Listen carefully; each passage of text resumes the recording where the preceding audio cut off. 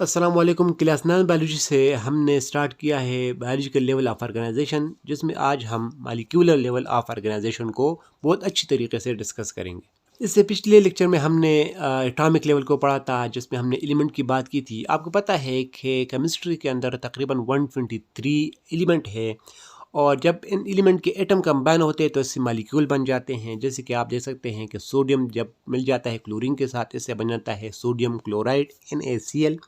यहाँ पे सोडियम एक अलग एलिमेंट है, क्लोरीन एक अलग एलिमेंट है, और जब ये कंबाइन हो जाता है तो इसे NaCl एक मॉलिक्यूल या आपका कंपाउंड कह सकते हैं, वो बन जाता है। इससे पिछले लेक्चर में हमने बायो एलिमेंट्स की बात की थी, यानी 123 एलिमेंट में से 16 एलिमेंट ऐसे हैं जो कि लिविंग ऑर्गेनिज्म के अंदर पाई जाती हैं। उन एलिमेंट्स को हम बायो एलिमेंट्स कहते हैं।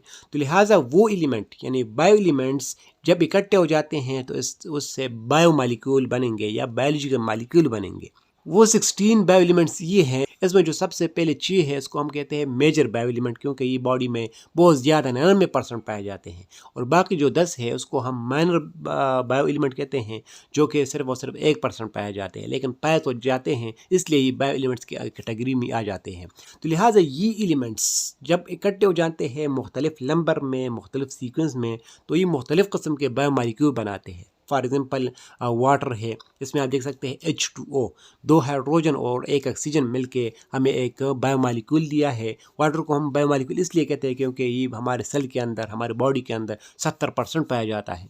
तो आप देख सकते हैं कि वही एलिमेंट है, बायो एलिमेंट है, और कुछ चीज़ नहीं है। ग्लूकोज है, ग्लूकोज का फार्मूला आपको पता है C6H12O6 है, जिसमें कार्बन है, हाइड्रोजन है और ऑक्सीजन है। मुख्तलिफ सीक्वेंस में, मुख्तलिफ बॉन्ड में, मुख्तलिफ नंबर में इकट्ठे हुए हैं और ये मालिक्यूल हमें दिए हैं। कार्बन डाइऑक्साइड को आप देख ले तो उसमें फिर वही कार्बन है, ऑक्सीजन है, यानी ये जो मेजर बायो एलिमेंट है ये आपको हर मालिक्यूल में नज़र आएंगे, और इसके साथ साथ कभी कभार ये माइनर बायो एलिमेंट भी आ जाते हैं। तो लिहाजा कोई भी बायो मालिक्यूल, कोई भी जिस्म से अगर आप मालिक्यूल उठाते हैं तो वो यही 16 एलिमेंट्स से ही बना होगा, इससे कोई दूसरा एलिमेंट उसमें मौजूद नहीं होगा। अच्छा, अब ये जो बायो मालिक्यूल है ये मज़ीद 2 टाइप्स के हैं, यानी लिविंग ऑर्गेनिज्म के अंदर जितने भी मालिक्यूल पाए जाते हैं उनके 2 कैटेगरी हम बनाएंगे। एक को हम कहेंगे माइक्रो मालिक्यूल और एक को हम कहेंगे मैक्रो मालिक्यूल। माइक्रो नाम से ज़र है छोटा और मैक्रो बड़ा, यानी ऐसा मालिक्यूल जिसका वेट कम हो, यानी molecule with low molecular wait.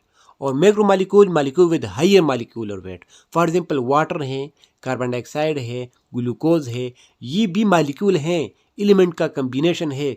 वही बायो एलिमेंट इकट्ठे होकर ये मालिक्यूल बनाए हैं, लेकिन इसके वेट कम है, मास कम है, कुछ थोड़े बहुत एलिमेंट इकट्ठे हुए हैं, इसलिए इसको हमने माइक्रो मालिक्यूल के कैटेगरी में रखा है। और इसके अलावा स्टार्च है, लिपिड है, प्रोटीन है, ये बड़े बड़े मालिक्यूल है, यही बायो एलिमेंट से ही बने हैं, लेकिन बहुत सारे बायो एलिमेंट्स बहुत सारे नंबर में इकट्ठे हो जाते हैं और एक लंबा चेन वाला मालिक्यूल बनाते हैं, इसलिए इसको हम मैक्रो मालिक्यूल कहते हैं। और मैं आपको आसानी के लिए कुछ माइक्रो मालिक्यूल, कुछ मैक्रो मालिक्यूल बताता हूँ, और जितने भी मालिक्यूल हैं वो इसी के कैटेगरी में फिर आएंगे।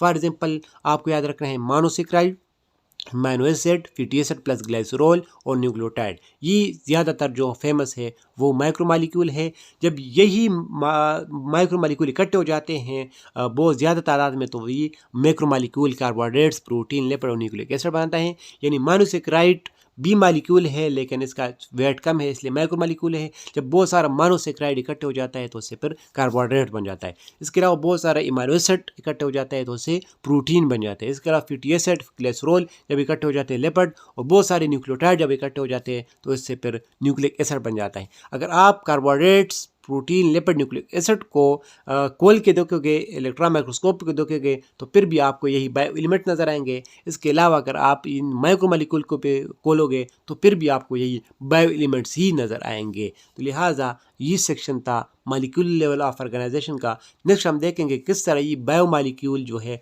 वो इकट्ठे होकर हमारे लिए ऑर्गेनेलिज बनाते हैं। अल्लाह हाफिज़।